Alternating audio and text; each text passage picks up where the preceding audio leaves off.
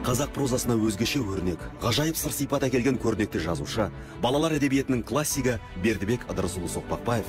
Жаста көрдім, мен де өлем, жаста көрдім қара сөз, ертеме кешіспе, мен де өлем, өлмейді тек дана сөз деп жазған Бердібек Соқпақбаев 1924 жылы 15 қазанда дүниеге келген. Әкесі қарапайым малшы болған, балалардың анасы көз алдында дүние салған. Небәрі сол кезде Бердібек 8 жаста болды. Оған аса қата қоймаған ол бала күнінен ауыр еңбекке жегілді.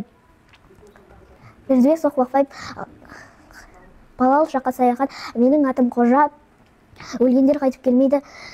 Бұл шығармашыларда жазушы өз шынайы өмірін суреттеді. Бүгін менің туған күнім қыңғанда, бүкіл әлем шуақ шашып тұрғандай, күн деп ыстық нұрын төгеді, ықыласы мына маған тұрғандай. Көңілімді шаттық үні тембейді, әсем әуен бай дүниемді емдейді. Қайғы менен мұнта үнсіз жоқ болып, алмайсыздан алып та қой сүймейді. Жүріңдер балалар, сығанақ тебеміз, құрышпай, шынықсын денеміз. Таяққа бау байлап, шаңғыңды майлап ал, биялай мақалай, бәрін де сайлап ал. Жазушы драматург Сафуан Шаймерденовтың естелігінен. Бердібек өз көзімен көрген нәрсені ғана жазатын. Қағазды бекерден бекер шимайламайтын. Бұл Бердібектің шырайы, Бердібекке ғана тән нәрсе.